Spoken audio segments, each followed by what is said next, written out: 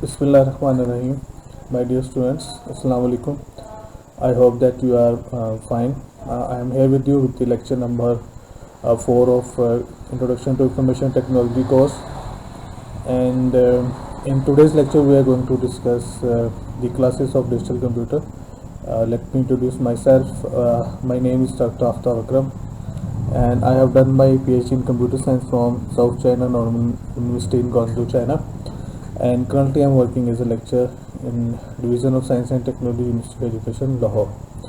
तो एक्चुअली इस थोड़ा सा मैं आपको ब्रीफ कर दूं कि इस लेक्चर में हम डिस्कस क्या करेंगे कि हमने जो है वो लास्ट क्लास में ये लेक्चर में डिस्कस किया था अबाउट डिजिटल कंप्यूटर्स के डिजिटल कंप्यूटर्स क्या होते हैं और किस तरह से उनको जो है वो हम उनका आर्किटेक्चर क्या है और जो कॉमनली हम कंप्यूटर यूज़ करते हैं these are actually digital computers. तो हम इस लेक्चर में जो है वो इनकी डिफरेंट क्लासेस को देखेंगे कि इनको हम किस तरह से जो हम क्लासीफाई कर सकते हैं. So let's begin.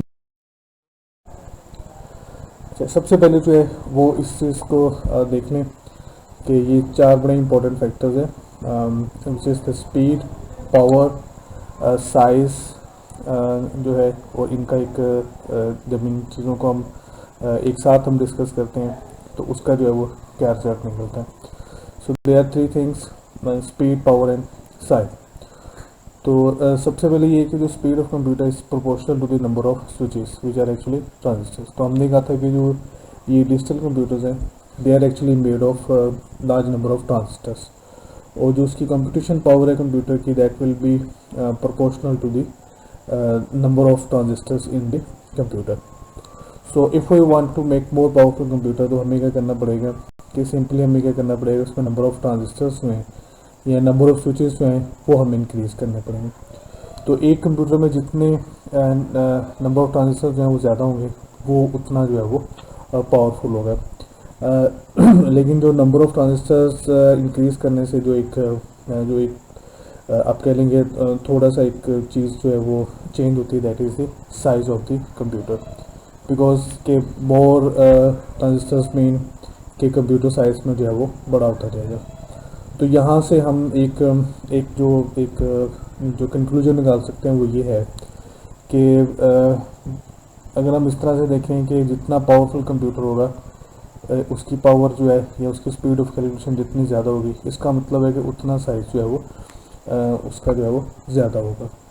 तो ये एक लॉजिकल कंक्लूजन है जो इस डिस्कशन से जो है वो हम ड्रा कर सकते हैं. तो जनरली ये चीज़ ट्रू है कि जो भी पावरफुल कंप्यूटर्स हैं they are actually very large in size और जो कंप्यूटर साइज़ में छोटे हैं उनकी कंप्यूटेशन पावर इतनी ज़्यादा जो है वो नहीं है. जैसे टिपिकली हमारे पास ये जो हम जो पर्सनल कंप्यूटर्स यूज़ करते हैं they are actually not very powerful computers. इनकी जो कंप्यूटेशन पावर है वो काफ़ी कम होती है. Okay, so let's move on to the next slide. तो डिजिटल कंप्यूटर्स को हम 4 कैटेगरीज में जो है वो हम डिवाइड करते हैं जिसमें जो हमारे पास जो पहली कैटेगरी है इसमें जो है वो हम उसे सुपर कंप्यूटर्स कहते हैं. अच्छा, इसमें जिस तरह से हमने डिस्कस किया था कि साइज़ का और पावर का आपस में जो है वो लिंक है. तो अगर हम यहाँ पे देखें तो हम यहाँ से स्टार्ट करें दीज कंप्यूटर्स जैसे इसका नाम से ज़ाहिर है दिस इज़ सुपर कंप्यूटर. तो ये एक डिक्रीज एक डाउनवर्ड एक ट्रेंड है. इसका मतलब है कि super computers they are most powerful computer at the same time they are largest in size. तो जैसे जैसे हम मूव करते जाएंगे तो इसके साथ साथ क्या होता जाएगा कि कंप्यूटेशन पावर भी कम होती जाएगी और इसके साथ साथ क्या होता रहेगा कि जो कंप्यूटर का साइज़ है वो भी क्या होता रहेगा वो भी रिड्यूस होता रहेगा. तो हम सबसे पहले जो हम देख रहे हैं this is the first category आप इसे कहने फर्स्ट इसकी कैटेगरी जो है super computers. They are most powerful computers but they are also largest in size. उससे जो एक स्टेप नीचे हैं उनको हम कहते हैं these are main frame computers. तो ये इतने पावरफुल तो नहीं है लेकिन still they are quite large in size.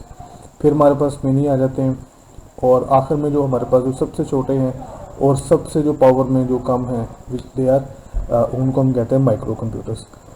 तो इनफैक्ट इसमें जो है बहुत सारी चीज़ें जो डिस्कस करने वाले हम उनको भी देखेंगे। एक चीज़ और है जो यहाँ पे मेंशन करना ज़रूरी है कि हमने इस तरह से क्यों किया है कि हमने ये डिफरेंट कैटेगरीज बनाई साइज़ के अतबार से, पावर के हिसाब से।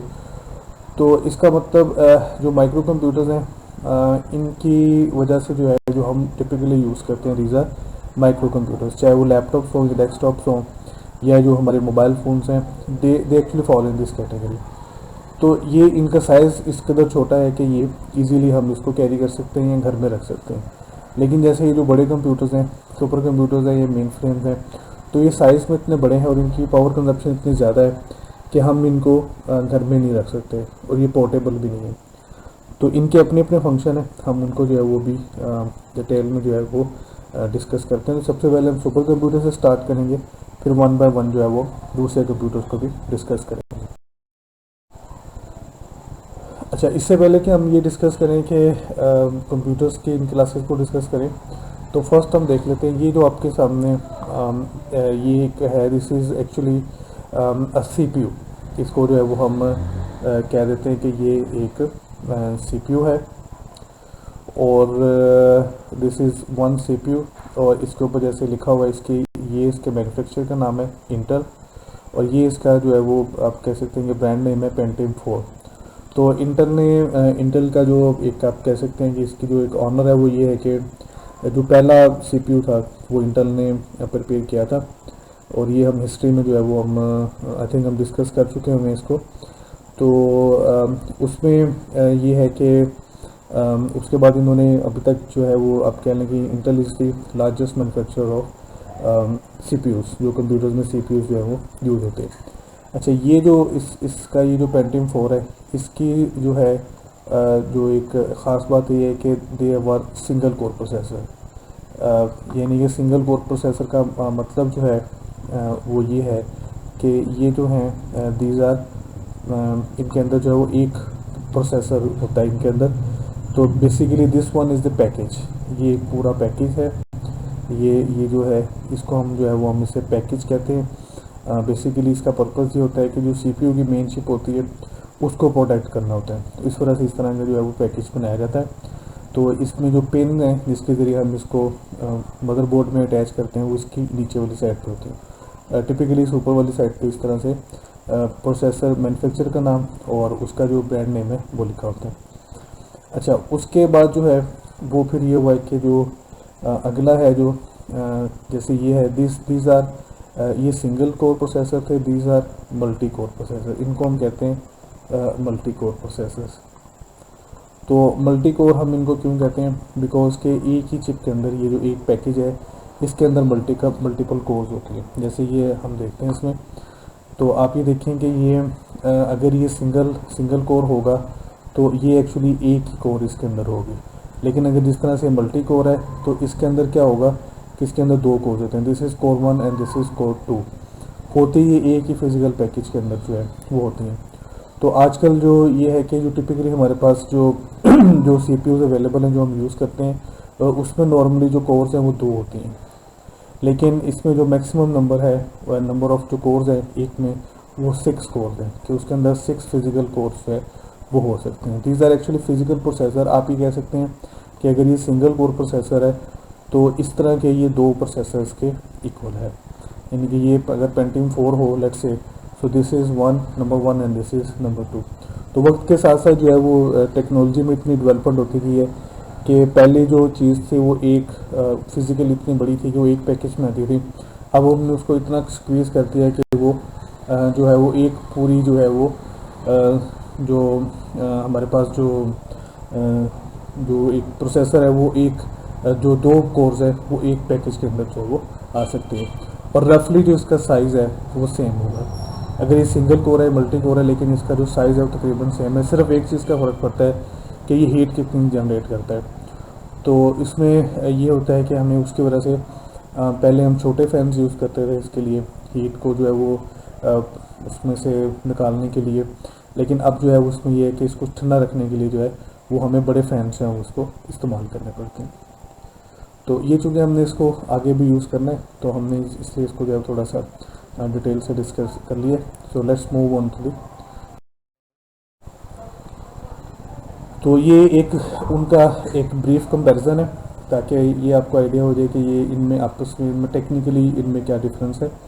तो हमने इनमें जो फैक्टर हमने देखे हैं, पहला फैक्टर उसमें ये है कि ये मल्टी या सिंगल प्रोसेसर है, या इसमें एक से ज़्यादा प्रोसेसर हो सकते हैं, और नंबर ऑफ़ यूज़र इसमें कितने हैं, इसका प्राइस तकरीबन कितनी है, और इनका साइज़ कितना है, क्या ये पोर्टेबल है या नहीं है, और इनकी कंप्यूटेशन पावर कितनी है। हमने यहाँ पे मेंशन नहीं किया, हमने सिर्फ कह दिया है कि बहुत वेरी हाई रीज़नेबल, इस तरह से हमने उसको कह दिया है, और इसकी पावर रिक्वायरमेंट जो है वो कितनी है। तो सबसे पहले जो है वो हम इसको सुपर कंप्यूटर्स को देखते हैं। तो इसमें जो है वो मल्टीपल प्रोसेसर हो सकते हैं। जिस तरह से अभी हमने पीछे देखा था कि उसमें हमने डिस्कस किया था कि कोर्स का और फिज़िकल चिप्स का जिक्र किया था। तो एक एक प्रोसेसर में एक एक फिज़िकल जो एक सीपीयू है उसमें एक से ज़्यादा कोर्स हो सकती हैं। तो टिपिकली ऐसे होता है कि हम उसको उसकी जो कंप्यूटेशन पावर हम ये देखते हैं कि एक इसमें ओवरऑल पूरे कंप्यूटर में नंबर ऑफ़ कोर्स जो हैं वो कितनी है। तो अगर तो लेट्स से कि 1,00,000 कोर्स है, तो इस और हर जो एक फ़िज़िकल पैकेज है उसमें 2 कोर्स है, तो इसका मतलब है कि फ़िज़िकली वो 50,000 जो है वो प्रोसेसर जो है वो होंगे। अच्छा, इसके अलावा क्या है कि ये नंबर ऑफ़ यूज़र्स कितने हैं। मल्टी यूज़र का मतलब हमने रफली मैंने इसमें बताया नहीं है कि इसमें कितने यूज़र हो सकते हैं, लेकिन इसमें थाउजेंड्स में जो है वो आप कह सकते हैं कि number of users can be in thousands. अच्छा, ये जो है वो थोड़ा सा ये स्पेसिफिक इनका पर्पज़ है। तो ये स्पेशलिस्ट लोग होते हैं जो इन कंप्यूटर्स को यूज़ करते हैं, तो इसलिए जो है ये 10,000 या इससे भी थाउजेंड्स में भी जो यूज़र्स है ये भी बहुत ज़्यादा है। और नॉर्मली इनकी जो कॉस्ट है, जो इनकी प्राइस है, that is in hundreds of millions. और ये बहुत बड़े कंप्यूटर्स हैं, और definitely they are not portable. In fact ये होता है कि इनके लिए स्पेशल बिल्डिंग बनाई जाती है जहाँ पे इनको रखा जाता है, और फिर ये जितना इनकी वर्किंग लाइफ होती है ये उन्हीं बिल्डिंग्स में जो है वो गुजारते हैं, और जब ये फेज़ आउट हो जाते हैं तो फिर इनको वहीं से जो है वो ख़त्म कर दिया जाता है। इनकी कंप्यूटेशन पावर बहुत हाई है, अभी हम इसको डिटेल से डिस्कस करेंगे, और डेफिनेटली इनकी जो पावर रिक्वायरमेंट है बहुत ज़्यादा है। ये जस्ट एक जॉकिंगली मैंने इस चीज़ को मेंशन किया था कि बैटरी ग्रुप इनको ऑपरेट जो है वो नहीं कर सकते, because their power consumption is very high. तो उसके बाद हम एक स्टेप से नीचे आते हैं, हमारे पास मेन फ्रेम कंप्यूटर्स हैं। तो ये इनमें भी मल्टी प्रोसेसर होते हैं, लेकिन मे बी हंड्रेड्स में हो। Actually they are not calculation intensive, तो इसलिए जो है वो उसमें बहुत ज़्यादा हमें नंबर जो प्रोसेसर हैं वो ज़्यादा नहीं चाहिए। नंबर ऑफ़ यूज़र्स के जो है वो भी मल्टीपल हैं, और they can be even in tens of thousands, यानी लाखों में हो सकते हैं। पॉसिबल है, डिपेंड करता है कि वो यूज़ कहाँ पे हो रहे हैं, और इनकी कॉस्ट भी मिलियन में हो सकती है। They are also very large and definitely they are not portable. तो इनकी कंप्यूटेशन पावर जो है डेफिनेटली सुपर कंप्यूटर से कम है, और इनकी पावर रिक्वायरमेंट भी काफ़ी जो है वो हाई है। इनफैक्ट ये होता है कि जो इस तरह के कंप्यूटर्स हैं, जब ये इनके लिए डेडिकेटेड पावर सोर्सेज होते हैं, कि जब ये काम कर रहे होते हैं तो ये उस वक्त जो है ये जो है वो, और आम तौर पे वो रिडंडेंट होते हैं, यानी एक से ज़्यादा सोर्स होते हैं। किसी वजह से एक सोर्स फेल हो जाए तो जो दूसरा सोर्स है उसको एज अ बैकअप जो है वो यूज़ किया जाता है। अच्छा, मेन फ्रेम से हम एक स्टेप नीचे आते हैं। These are mini computers, they are also multi user computers, sorry multi processor systems. एक से ज़्यादा इसमें हो सकते हैं प्रोसेसर, या ये हो सकता है कि जो बहुत अच्छे जो प्रोसेसर हैं, जो मल्टी कोर प्रोसेसर हैं, वो यूज़ किए जाएँ, और they can be single user as well as multi users. और इनकी प्राइस है वो बहुत ज़्यादा नहीं है, फ्यू थाउजेंड्स डॉलर्स में, क्योंकि हम डॉलर्स में डिस्कस कर रहे हैं, तो $1,000 में इसकी प्राइस हो सकती है। They also take small place but they are not portable. तो होते इस तरह से है कि डेस्कटॉप से थोड़े से बड़े होंगे, जो टिपिकली हम लैब्स में डेस्कटॉप देखते हैं, लेकिन ये है कि still they are still not portable. और इनकी जो कंप्यूटेशन पावर है दैट्स ओके, जो आप कह सकते हैं कि हम टिपिकली जो स्मॉल बिजनेसेस हैं या स्मॉल ऑर्गेनाइजेशन हैं उनकी जो रिक्वायरमेंट है उसके मुताबिक ये ठीक है। पावर रिक्वायरमेंट इनकी इतनी ज़्यादा नहीं है, दे can be operated with the house hold electric supply, उस पर जो है ईजीली जो है वो चल सकते हैं। अच्छा, इससे फिर जो आते हैं वो हम ये आते हैं माइक्रो कंप्यूटर्स में।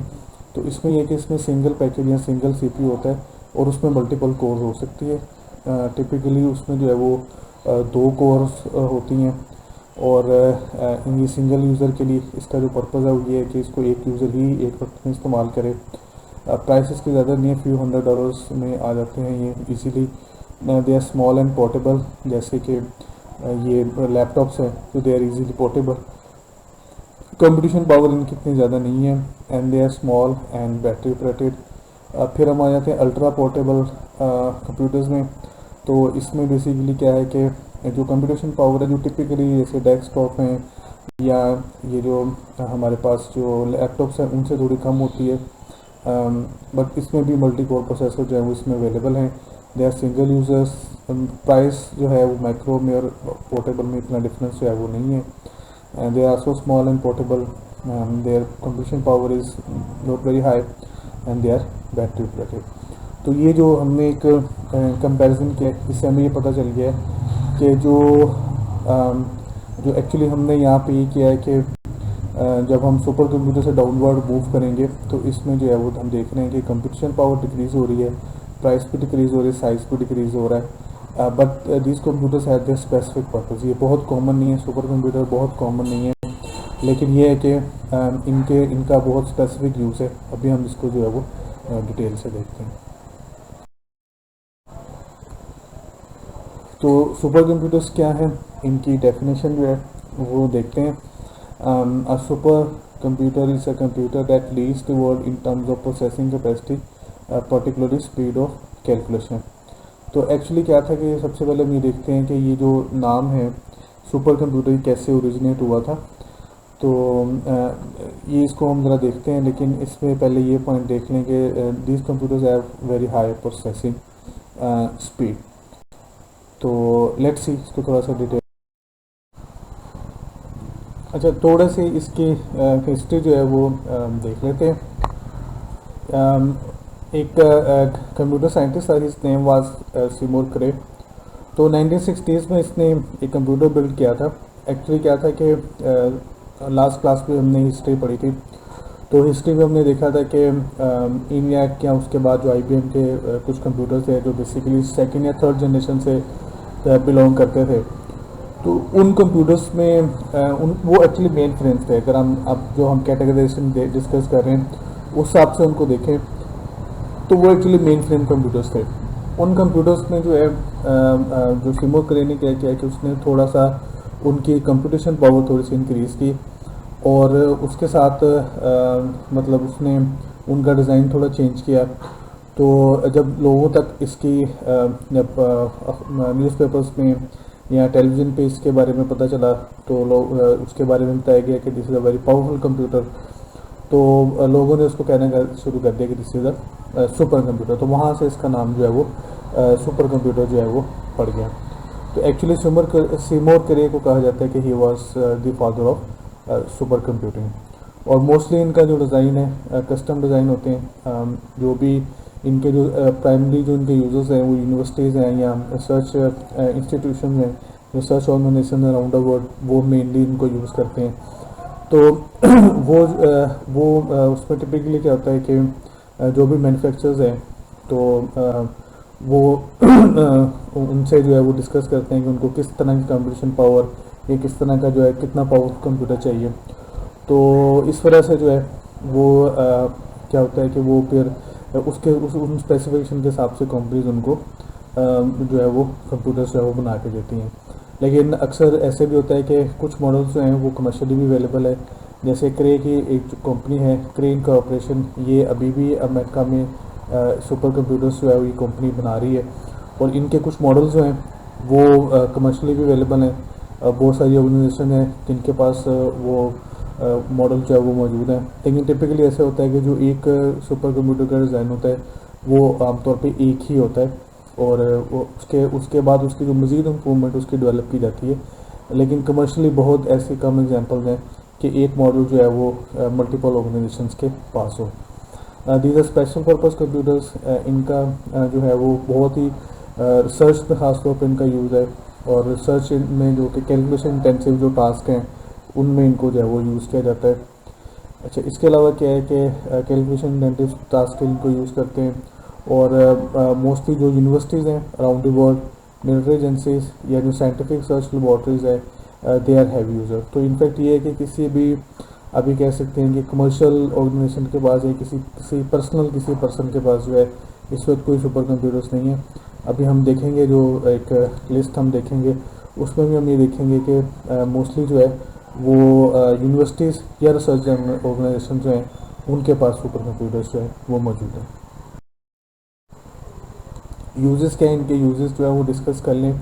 दे are typically use in different field of science, particularly where intensive calculations are required. उसके एग्जांपल क्या हो सकते हैं, क्वांटम मैकेनिकल फिजिक्स है, थोड़ा सा आप उसके बारे में आइडिया होगा कि ये एक नई कंप्यूटिंग पैराडाइम जो है वो डेवलप हो रही है जिसको क्वांटम कंप्यूटिंग कहते हैं। इसमें स्विचेस के तौर पे जो है वो हम एक जो एटम है उसको एज अ स्विच जो है वो हम इसे यूज़ कर सकते हैं। फिर वेदर फोरकास्टिंग है, ये बहुत इंपॉर्टेंट एरिया है जिसमें सुपर कंप्यूटर्स को बहुत ज़्यादा यूज़ किया जा रहा है बिकॉज इसमें बहुत ज़्यादा सेंसर्स लगे, जो सेंसर से डाटा कलेक्ट होता है उनको प्रोसेस करके फिर फोरकास्टिंग करनी होती है। तो बेसिकली यहाँ पे जो पर्पज़ है जो क्यों इनको यूज़ किया जाता है सुपर कंप्यूटर्स को, बिकॉज जो कैलकुलेशन है वो बहुत तेज़ी से क्विकली जो है वो परफॉर्म करनी होती है। सपोज़ के अगर आप किसी टाइफून के बारे में कोई प्रेडिक्शन करना चाह रहे हैं तो उसमें अब क्या है कि आपके पास डाटा तो ऑलरेडी आ जाएगा लेकिन आपके पास टाइम बहुत लिमिटेड होगा कि उस टाइफून को बिल्ड होने से पहले पहले उसके बारे में प्रेडिक्शन करनी है। तो अगर इस तरह से होगी टाइम कैलकुलेशन में इतना ज़्यादा आप ले लें कि वो टाइफून जो है वो आगे गुजर भी जाए तो फिर उसका कोई फ़ायदा जो है वो नहीं है। तो इसलिए वेदर फोरकास्टिंग में ये चीज़ है कि डाटा बहुत ज़्यादा होता है लेकिन उसको बहुत कम टाइम में प्रोसेस करना होता है ताकि हम उससे कोई जजमेंट जो है वो कर सकें। इसी तरह से क्लाइमेट रिसर्च में जो है वो बहुत ज़्यादा इसका यूज़ हो रहा है। उसकी रीज़न ये है कि साइंटिस्ट ये कह रहे हैं कि वर्ल्ड जो अर्थ का एनवायरनमेंट है वो बहुत तेज़ी से चेंज हो रहा है और इसकी वजह जो है वो ग्रीन हाउस गैसेज हैं। तो उसके क्या कॉन्सिक्वेंसेज हो सकते हैं या उसको कैसे रोका जा सकता है, इसके बारे में जो है वो काफ़ी रिसर्च हो रही है और उसमें इनको जो है वो यूज़ किया जा रहा है। मॉलिक्यूलर मोल्डिंग के मेटल्स या जो किस तरह से इनको मज़ीद स्ट्रॉन्ग बनाया जा सकता है, लाइट वेट और स्ट्रॉन्ग मेटल्स जो है किस तरह से बनाई जा सकती हैं, मॉलिक्यूलर स्ट्रक्चर जो है वो किस तरह से काम करता है, इस सब के बारे में जो है वो इस पे काम हो रहा है। फिजिकल सिमुलेशन सच है simulation of airplanes in with tunnels, simulation of detonation of nuclear weapons, basically इसको कोल्ड टेस्ट कहते हैं, और रिसर्च इनटू न्यूक्लियर फ्यूजन, ये भी कुछ एरियाज़ हैं। अब जैसे एयरप्लेन्स हैं तो अब आप इस वक्त जो कोशिश है बहुत सारी ऑर्गेनाइजेशंस की कि ऐसे एयरप्लेन्स बनाए जा सकें जैसे कोई मिलिट्री के यूज़ में है तो वो लाइट वेट भी हो लेकिन ज़्यादा मनूवरेबल हों, उनकी परफॉर्मेंस अच्छी हो, उनकी फ्यूल कंजप्शन कम हो। और तो उसके लिए क्या होता है कि बेसिकली उनको एरोडायनामिक जो है वो बनाया जाता है ताकि एयर रेजिस्टेंस कम से कम जो है वो हो। इसी तरह से कोल्ड टेस्ट के बारे में आपको बताया था कि अब तो वैसे ये ट्रेंड कम हो गया लेकिन जिस वक्त ख़ासतौर पे कोल्ड वॉर चल रही थी बिटवीन यूएस एंड रशिया तो उस वक्त जो है इसका यूज़ हो रहा था। इसी तरह से न्यूक्लियर फ्यूज़न है, इसके बारे में कहा जाता है कि ये जिस तरह से हम आजकल न्यूक्लियर जो एनर्जी है ये उसका फ्यूचर है। तो अगर ये सक्सेसफुल हो जाती है तो हमें जो है वो बहुत सस्ती एनर्जी बहुत ज़्यादा जो है वो अवेलेबल होगी। इसी तरह से एक फील्ड है जिसको क्रिप्टो एनालिसिस कहते हैं। क्रिप्टो एनालिसिस बेसिकली क्या है कि क्रिप्टोग्राफी एक फील्ड ऑफ साइंस है, मैथमेटिक्स की एक ब्रांच है। तो इसमें हम क्या करते हैं कि इन्फॉर्मेशन को हाइड करते हैं। तो इसमें काफ़ी एडवांसमेंट हो चुकी हुई है और बहुत सारी जो मिलिट्री एजेंसीज़ हैं दुनिया में जो कम्युनिकेशन होती है बेसिकली वो जो है वो क्रिप्टोग्राफिक होती है, इनक्रिप्टेड होती है उससे।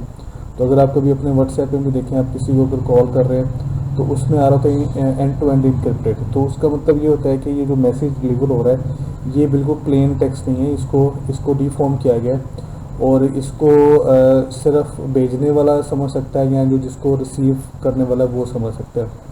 लेकिन अगर दरमियान में से कोई बंदा उस मैसेज को हैक कर ले तो वो उसको अंडरस्टैंड नहीं कर सकता। उसके लिए क्या किया जाता है कि उस कोड को या उस क्रिप्टोग्राफी को ब्रेक किया जाता है और ये काफ़ी इंटेंसिव काम है, बहुत ये लेबरस काम है, बहुत ज़्यादा कैलकुलेशन इसमें रिक्वायर्ड होती हैं। तो उसमें जो रिसर्च है या उसमें क्रिप्टो एनालिसिस में भी जो है वो उसको यूज़ किया जा रहा है। अच्छा, इसमें क्या है कि हम डिस्कस करेंगे कि जो सबसे जो पावरफुल कंप्यूटर्स के बारे में हम डिस्कस करेंगे। तो तो एक्चुअली क्या है कि जो सुपर कंप्यूटर्स क्यों इसको डिस्कस किया जाता है कि जिस नेशन के पास सुपर कंप्यूटर्स हो या सबसे पावरफुल कंप्यूटर हो, कहा जाता है कि वो जो है वो नेशन सबसे पावरफुल है। तो इस वक्त जो सिचुएशन ये है कि जो सबसे पावरफुल कंप्यूटर्स हैं वो इस वक्त अमेरिका के पास हैं, और ये काफ़ी अरसे से जो है वो अनचैलेंज रहा। अमेरिका ही सबसे जो है वो उसके पास जो है वो कंप्यूटर्स थे। And then China came into the field, और उन्होंने ऐसे कंप्यूटर्स बनाने शुरू कर दिए जो कि अमेरिकन कंप्यूटर से ज़्यादा पावरफुल थे। तो बेसिकली इस जस्ट काइंड ऑफ, क्योंकि सुपर कंप्यूटर्स वो बना सकते हैं जिसके पास नंबर वन के काफ़ी वो इकोनॉमिकली स्ट्रॉन्ग हो, नंबर टू ये है कि वहाँ पे बहुत ही ज़्यादा एक्टिव रिसर्च हो रही हो, और नंबर थ्री ये है कि उसके बाद इतने टेक्निकल सोर्सेज हों कि इतना कम्प्लेक्स और इतना बड़ा सिस्टम जो है वो उसको बना सके। तो एक जर्मन प्रोफेसर था, उसका नाम था हैंस मेयर। तो उसने मेनहैम सुपर कंप्यूटिंग कॉन्फ्रेंस एक 96 में उसने 1986 में शुरू की थी, और 1993 में उसने एक स्टार्ट किया एक प्रोसेस के उसने दुनिया के जो 500 मोस्ट पावरफुल कंप्यूटर्स हैं उनकी लिस्ट रिलीज़ करना शुरू की। तो ये जो लिस्ट है ये साल में दो दफ़ा रिलीज़ होती है, एक दफ़ा जून में और एक दफ़ा जो है वो नवंबर में। और इसमें जो है वो एक्चुअली करते क्या है कि ये जो भी ऑर्गेनाइजेशन हैं दुनिया में उनको ये एक क्वेश्चनर भेजते हैं, और उनमें कहते हैं कि अपने जो कंप्यूटर्स हैं उनकी स्पेसिफिकेशंस हमें भेजें।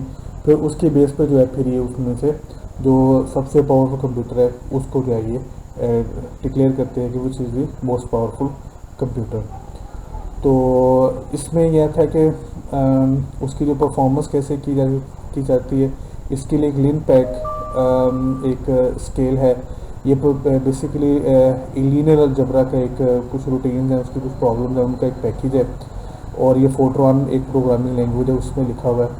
तो इससे उसकी परफॉर्मेंस जो है वो मेजर की जाती है ताकि एक यूनिफॉर्म क्राइटेरिया हो हर कंप्यूटर को जो है वो एवेल्युएट करने का।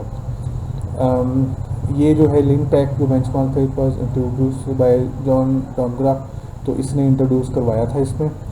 और इसमें क्या है कि इस measure of computers floating point rate of execution के वो फ्लोटिंग पॉइंट नंबर्स वो होते हैं, जैसे अगर हमारे पास 1 लिखा है या 2 लिखा हुआ है तो हम इसको इंटीजर कहते हैं, दिस इज़ एन इंटीजर। लेकिन अगर इसमें डेसिमल पॉइंट आ जाएगा जैसे 1.2 आ जाएगा या 3.14 आ जाएगा, so this is a floating point number जिसमें पॉइंट आता है। तो जो सिंपल जो इंटीजर्स हैं इनकी कैलकुलेशन जो है वो आसान होती है, लेकिन जो फ्लोटिंग पॉइंट नंबर्स हैं इनकी कैलकुलेशन थोड़ी सी डिफ़िकल्ट होती है। तो इस वजह से जो है वो इसकी जो कंप्यूटर्स की जो मोस्टली जो परफॉर्मेंस है वो मेजर की जाती है कि वो कितनी फ्लोटिंग पॉइंट ऑपरेशंस एक सेकंड में जो है वो परफॉर्म कर सकते हैं। और वो इस लिनपैक से जो है वो बेसिकली लीनियर अलजेब्रा का एक पैकेज है, इसमें डिफरेंट लीनियर अलजेब्रा की प्रॉब्लम्स हैं, उनको फिर रन किया जाता है कंप्यूटर पे, वहाँ से आइडिया हो जाता है कि ये कंप्यूटर जो है वो कितना पावरफुल है। तो जितनी जल्दी वो परफॉर्म करते हैं इट्स मीन कि उसकी पावर जो है वो उतनी ज़्यादा हो। तो हम ये डिस्कस करते हैं कि दुनिया का सबसे पावरफुल कंप्यूटर क्या है। तो इसकी अभी जैसे हमने देखा था कि speed of super computers measured in flops which is actually floating point operations per second.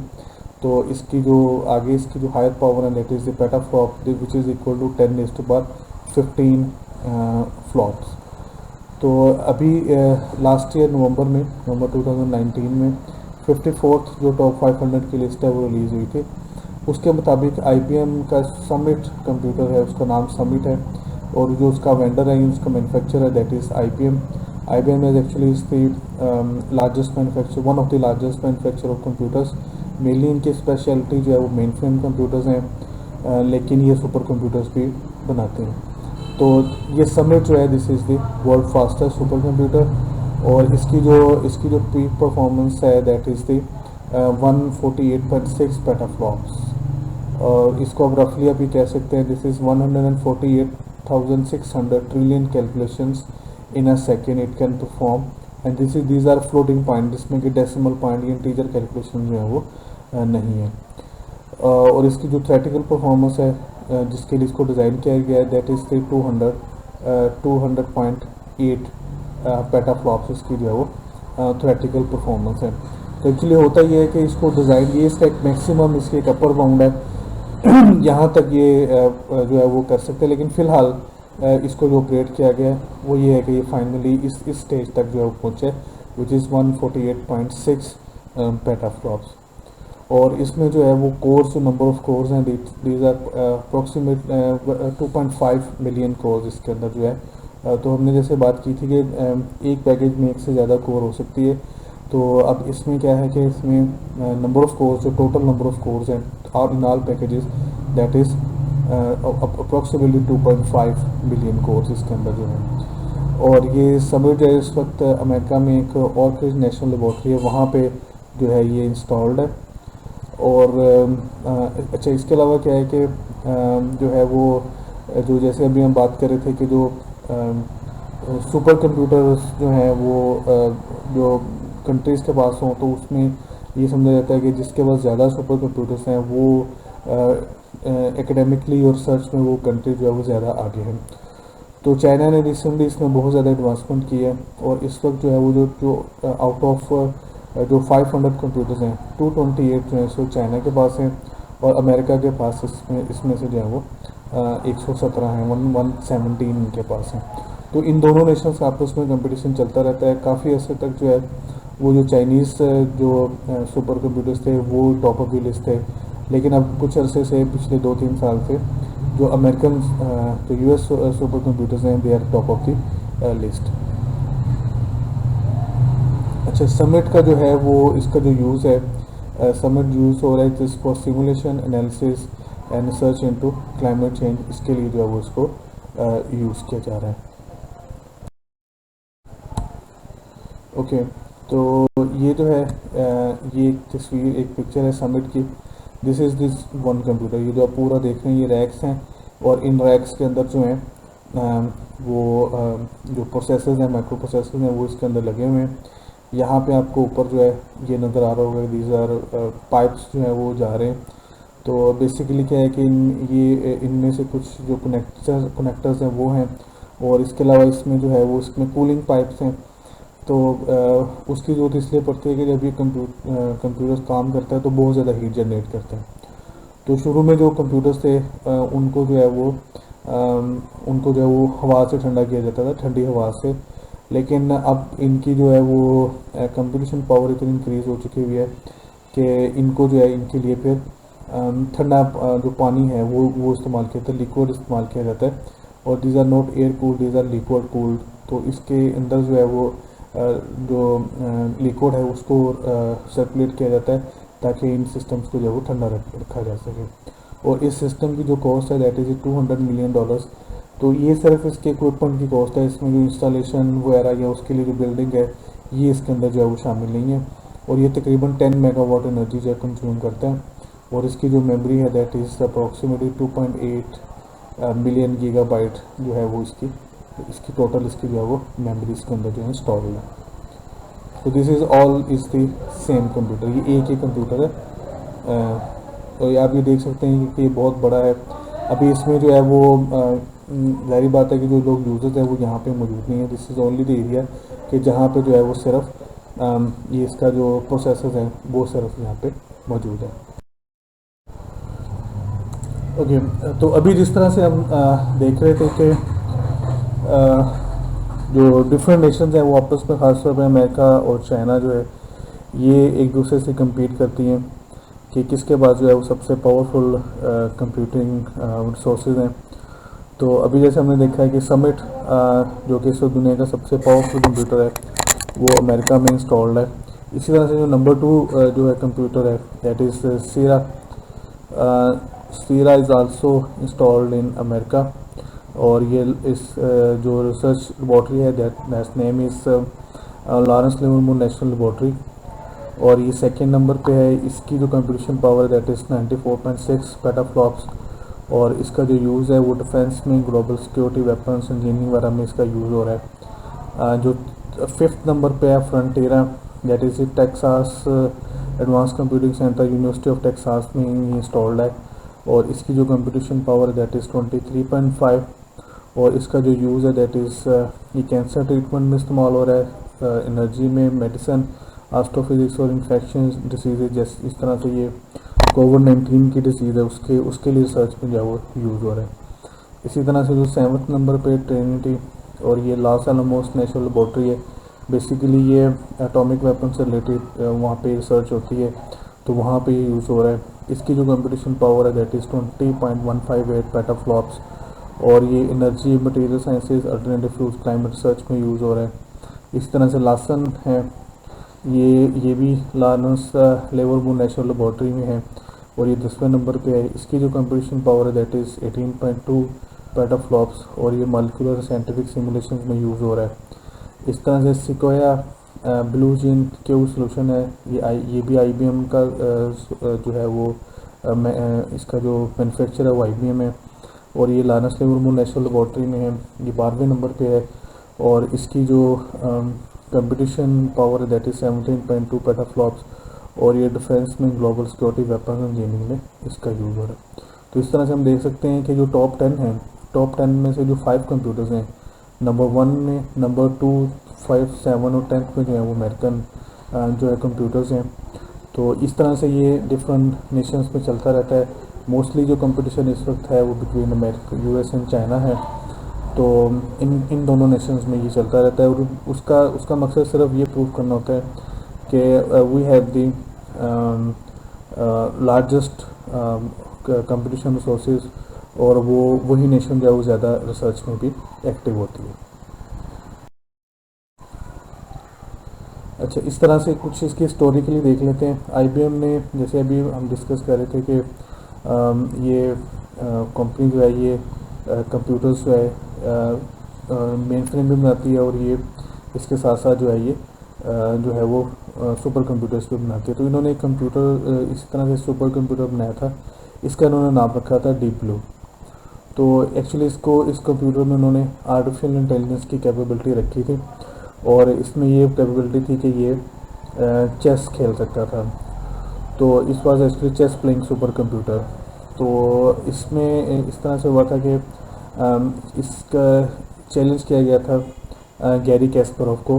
Gary Kasparov was the world champion. ये तकरीबन जो है वो 1985 से 2000 तक जो है ये वर्ल्ड चैम्पियन रहा, और इसको जो है वो चैलेंज किया गया था। 97 में इनके दरम्यान में एक मैच हुआ था, तो उसमें ये हुआ था कि इस कंप्यूटर ने इसको गैरी कैस्परोव को जो है वो डिफीट कर दिया था। तो वहाँ से एक चीज़ ये चीज़ डेवलप हुई कि ये जो कंप्यूटर्स हैं इनकी जो इंटेलिजेंस है वो ह्यूमन इंटेलिजेंस से ज़्यादा सुपीरियर है। तो उसका मतलब ये है कि ये कंप्यूटर्स इतने पावरफुल हो सकते हैं कि वक्त गुजरने के साथ साथ ये इंसान से भी इनकी इंटेलिजेंस बेहतर हो जाए, और फिर ये होगा कि they can easily defeat human. तो ये यहाँ से एक जो है वो थोड़ा सा इम्प्रेशन जो है वो डेवलप हुआ था। तो इसी वजह से कुछ लोगों के जहन में आर्टिफिशियल इंटेलिजेंस के बारे में थोड़ी सी रिजर्वेशंस भी हैं कि ये ह्यूमैनिटी के लिए बेहतर नहीं है।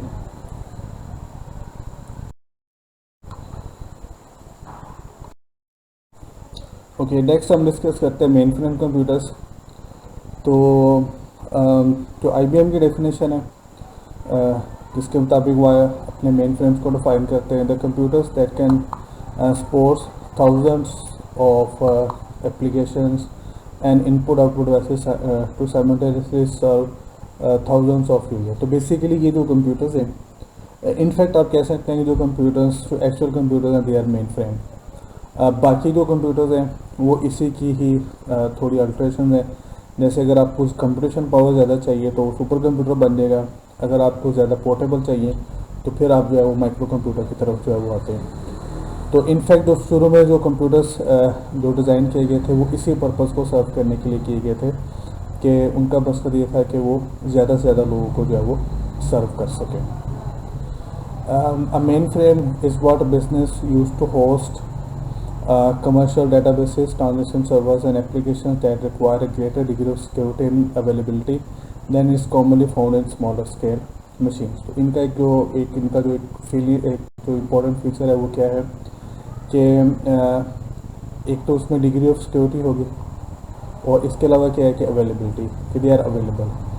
और जो बिजनेस से क्या करते हैं कि जो अपने डेटाबेसेस हैं मोस्टली जैसे बैंक्स हैं और वो अपना सारा डेटाबेस मोस्टली मेन फ्रेम्स पर रखते हैं। इसी तरह से ट्रांजेक्शन सर्वर्स हैं और एप्लीकेशन हैं। ऐसे ऐसे जिस तरह आप ये कह सकते हैं कि पाकिस्तान में नादरा के पास जो नेशनल डेटाबेस एडमिनिस्ट्रेशन अथॉरिटी है, उसके पास अपना एक मेन फ्रेम है जो कि इस्लामाबाद में इंस्टॉल्ड है। इस तरह से PIA के पास भी एक मेन फ्रेम है जो उनके पास कराची में इंस्टॉल्ड है।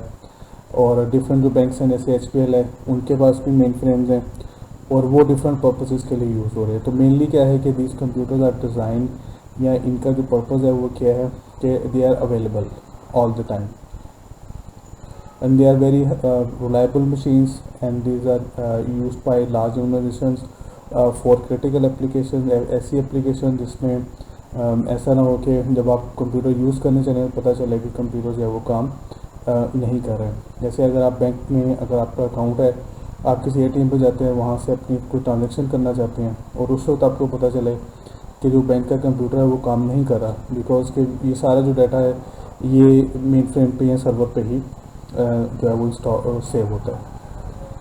इसी तरह से है कि these are very highly reliable multi micro processor systems. इसमें भी जो नंबर ऑफ प्रोसेसर हैं, जैसे हमने समरी में देखा था कि एक से ज़्यादा होते हैं, और एक्चुअली कितने होंगे वो डिपेंड करता है कि जो ऑर्गेनाइजेशन है उसकी रिक्वायरमेंट जो है वो कितनी है। And they can run years without interruption and even repair taking place during normal operation. तो ये इनका एक और फीचर है, क्योंकि इसमें रिडंडेंट होती हैं, प्रोसेसर एक से ज़्यादा होते हैं, स्टोरेज डिवाइसेस एक से ज़्यादा होती हैं।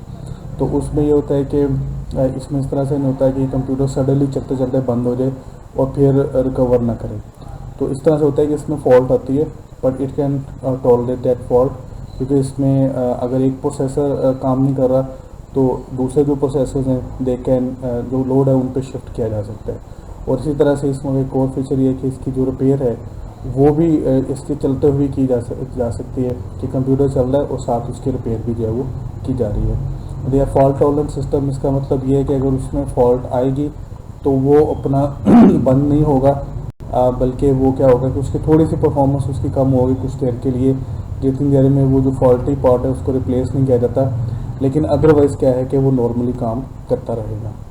एंड वर्चुअलाइजेशन का मतलब ये है कि they can run multiple operating system eight the same time, और इनकी जो स्पीड है वो मेजर की जाती है MIPS में। That is another difference between main frame and super computers, क्योंकि वो सुपर कंप्यूटर्स जो हैं वो कैलकुलेशन इंटेंसिव हैं, तो उनकी जो स्पीड है वो मेजर की जाती है फ्लॉप्स में, फ्लोटिंग पॉइंट ऑपरेशन पर सेकेंड।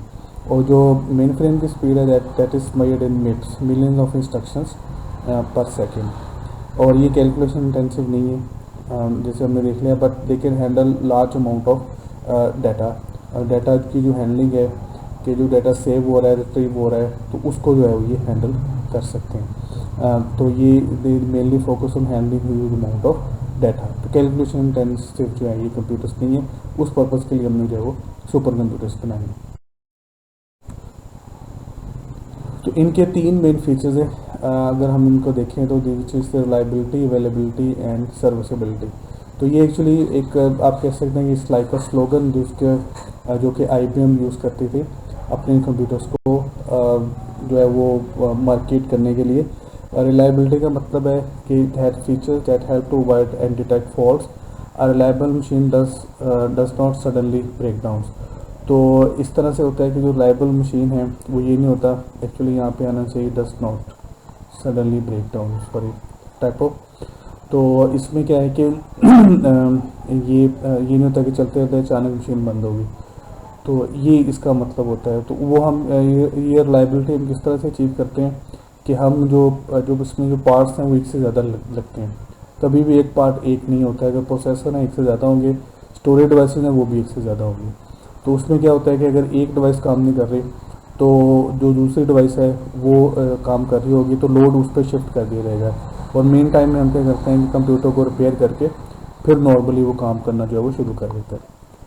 द सेकंड इसका जो फीचर है दैट इज़ अवेलेबिलिटी। अवेलेबिलिटी हम मेजर करते हैं अप टाइम से। अप टाइम से क्या मराद है, this is amount of time a device is actually operating as a percentage of total time it should be operating. तो इसमें क्या होता है कि हम ये देखते हैं कि अगर एक मशीन जो है वो 100 आवर्स उसको ऑब्ज़र्व किया है कि वो उसने काम कर रही है, तो अगर हम उसमें देखेंगे उसमें से 80 आवर्स जो है वो उसने काम किया और 20 आवर्स किसी वजह से वो बंद रही कोई फॉल्ट की वजह से, तो इसका जो अप टाइम है दैट विल बी वो होगा 80%। 20% इसका डाउन टाइम होगा।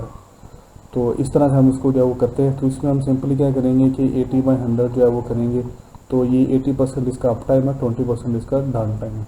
लेकिन जो जो मेन फ्रेम कंप्यूटर्स है इनका जो है वो 100 जो अप टाइम है दैट इज़ 100%, यानी दे आर ऑलवेज अवेलेबल।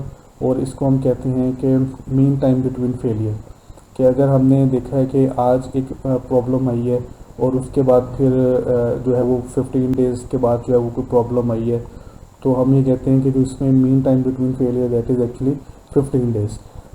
लेकिन इनका जो मीन टाइम बिटवीन फेलियर है दैट इज़ 0, इसका नल है, because they are always available.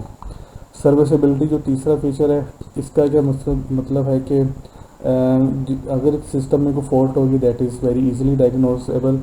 और अगर उसको हम अर्ली डायग्नोस डिटेक्ट कर सकें तो उसमें क्या होगा कि हम डाउन टाइम को, जो सिस्टम का डाउन टाइम है उसको अवॉइड कर सकते हैं।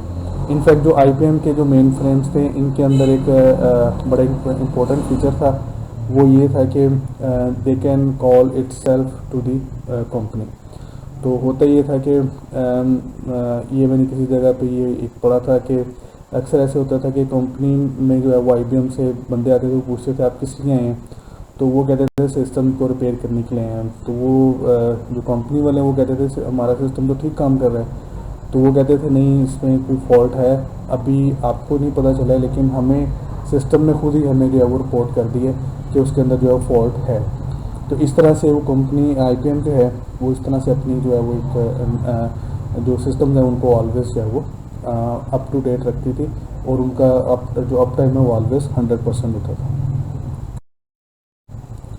यूजेस क्या हैं मेन फ्रेम्स के, ये देख लेते हैं। They are use in census, industry, consumer statistics, ERP, enterprise resource planning और फाइनेंशियल ट्रांजेक्शन में यूज़ होते हैं। बैंक्स इसको यूज़ करते हैं, और बिजनेस जो हैं वो मेनली इसको क्यों यूज़ करते हैं, perform large scale transaction processing, thousand of transaction पर सेकेंड। इस तरह से बैंक्स में हो रही है।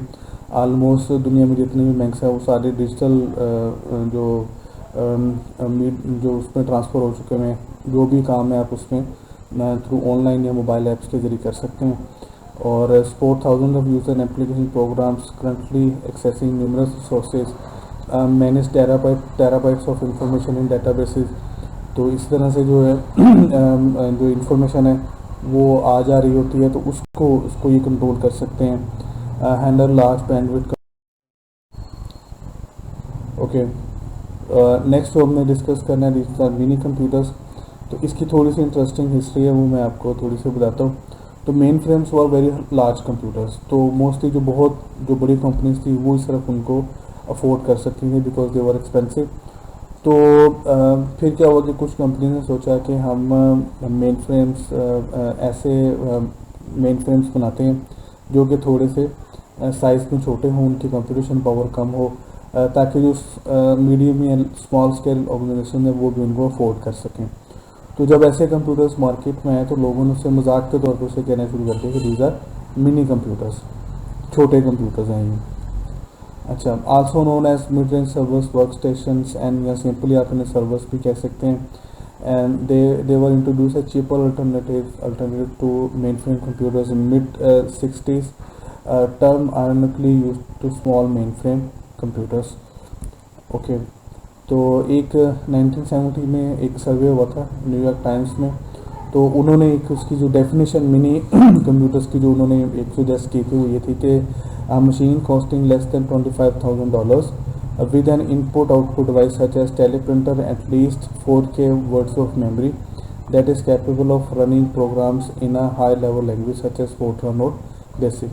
तो मेनली देखें कि इसकी जो प्राइस रही थी दैट वाज $25,000।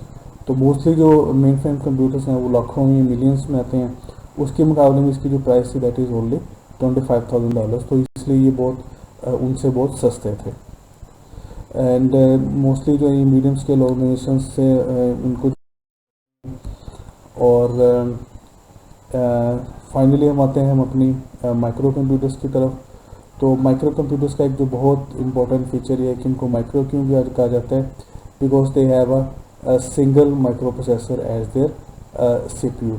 और इसके अलावा क्या होता है कि most of the equipment is integrated with in a single case and some equipment may be connected at short distance and they physically occupy a very small place. तो इस वजह से इनको क्या कह देते हैं, इनको माइक्रो कंप्यूटर्स कह देते हैं, इनको पर्सनल कंप्यूटर भी कहते हैं। बेसिकली ये जो पर्सनल कंप्यूटर्स ये टर्म थी ये आईबीएम ने कॉइन की थी ऐसे कंप्यूटर्स के लिए जो कि उन्होंने सिंगल यूज़र के लिए जो है वो बनाए थे। जनरल पर्पज सिस्टम हम इन्हें इसलिए कहते हैं because they can do a variety of job, कि एक ही कंप्यूटर है उस पर आप कैलकुलेशन भी परफॉर्म कर सकते हैं, बहुत एक्सटेंसिव तो नहीं कर सकते लेकिन किसी हद तक कैलकुलेशन परफॉर्म कर सकते हैं। और इसके अलावा क्या कर सकते हैं कि आप इसमें जो है वो इसमें जो है वो इंटरनेट यूज़ कर सकते हैं, म्यूज़िक सुन सकते हैं, वीडियो एडिट कर सकते हैं, ये वीडियोस बना सकते हैं। तो इस तरह के सारे काम जो है वो आप इस पर कर सकते हैं। तो मेनली इसमें क्या है कि इसमें एक सिंगल प्रोसेसर होगा, इस वजह से इसको जो है वो माइक्रो कंप्यूटर कहा जाता है। एक वजह ये भी हो सकती है कि मेन फ्रेम कंप्यूटर्स थे उससे जो छोटे कंप्यूटर्स बनाए तो लोगों ने उसको मजाक के तौर पे कहना शुरू कर दिया, दीज आर मिनी कंप्यूटर्स। अब मिनी से भी जब छोटे कंप्यूटर्स आए because they are actually smaller in size and smaller in computation power than the mini computer, तो अब उसको फिर उन्होंने कहा कि this can only be micro computer, कि बहुत ही छोटे कंप्यूटर्स हैं ये। अच्छा, तो इसमें थोड़ी हिस्ट्री इसकी हम देखते हैं कि पहला जो था जिसको कहा जाता है कि डाटा पॉइंट एक कंपनी थी, एक डाटा पॉइंट 2200 और इसको बनाया था सीटीसी ने, कंप्यूटर टर्मिनल कॉर्पोरेशन, 1970 में इसको बनाया था। तो इसको कहा जाता है कि ये दुनिया का पहला माइक्रो कंप्यूटर हो सकता है, लेकिन इसमें माइक्रो प्रोसेसर नहीं था बिकॉज उस वक्त तक जो है वो माइक्रो प्रोसेसर बना ही नहीं था। अगर आपने हिस्ट्री जो लास्ट हमने लेक्चर में देखी थी तो उसमें ये था कि तकरीबन 1971 में इंटेल ने पहला माइक्रो प्रोसेसर जो है वो डेवलप किया था। तो इसलिए जो है वो आप ये कह सकते हैं कि उस वक्त माइक्रो प्रोसेसर नहीं था, तो but it is said to be first micro computer. और जो पहला जो ट्रूली जो माइक्रो कंप्यूटर है जिसमें कि माइक्रो प्रोसेसर भी था वो एक कंपनी थी MITS, micro instrumentation and telemetry system. तो इसने अपना एक सिस्टम इंट्रोड्यूस कराया था अल्टेयर 1975 में। तो इसको कहा जाता है कि this was the first true micro computer जिसमें कि माइक्रो प्रोसेसर भी था। और IBM ने अपना PC लॉन्च किया था 1981 में, और एप्पल ने इसी तरह से अपना सिस्टम जो मैकिन्टोश है वो लॉन्च किया था 1984 में।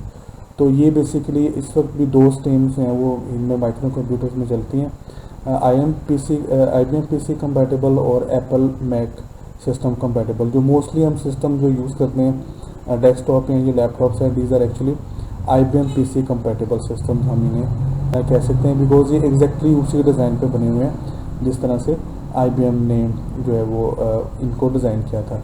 जो एप्पल के मैक सिस्टम्स हैं they are also very good system, लेकिन इनका एक फीचर ये है कि इसमें जो टिपिकली ऑल इन वन आप इसको कह सकते हैं, इनको हम इस तरह से भी कह सकते हैं all in one system, AIO system हम इनको कह सकते हैं। अब बहुत सारी और कंपनीज भी हैं, डेल या जो HP है वो भी ये सिस्टम जो है बना रहे हैं AIO, लेकिन सबसे पहले ही जो है ये इंट्रोड्यूस कराया था एप्पल ने। तो उनके जो मैक सिस्टम थे basically they were all in one, जिसमें कि मोनीटर और जो इसमें जितनी भी डिवाइसेस हैं CPU, रैम और जो दूसरी डिवाइसेस हैं वो सारी एक ही यूनिट होती थी। सिर्फ कीबोर्ड और माउस जो है वो अलग आता था, बाकी सब चीज़ें जो है वो एक ही पैकेज का हिस्सा होती थी।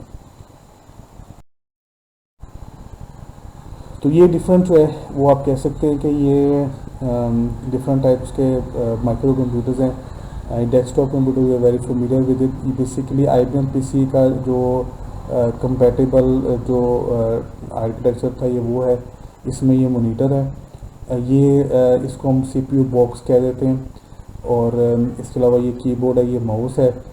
तो बेसिकली क्या है कि ये सिर्फ मॉनिटर है, ये आउटपुट डिवाइस है। मोस्टली जो इम्पोर्टेंट सारी जो चीज़ें हैं वो सारी इसके अंदर हैं।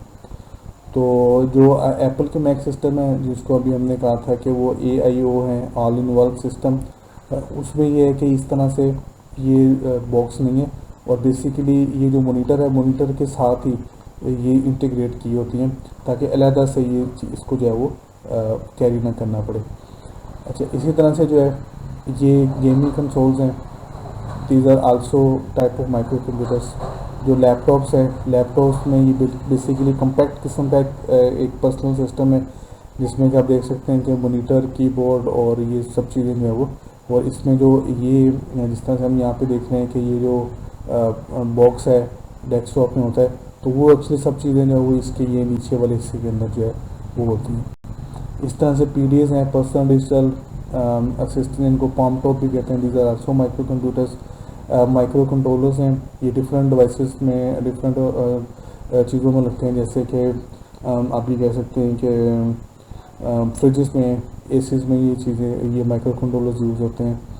और इसी तरह से वेरिएबल कंप्यूटर्स हैं, जैसे एप्पल वॉच है या हवावे की भी वॉच है। ये these are example, all examples of micro computers. Next lecture में जो है वो हम डिस्कशन स्टार्ट करेंगे हार्डवेयर वर्सेस पे।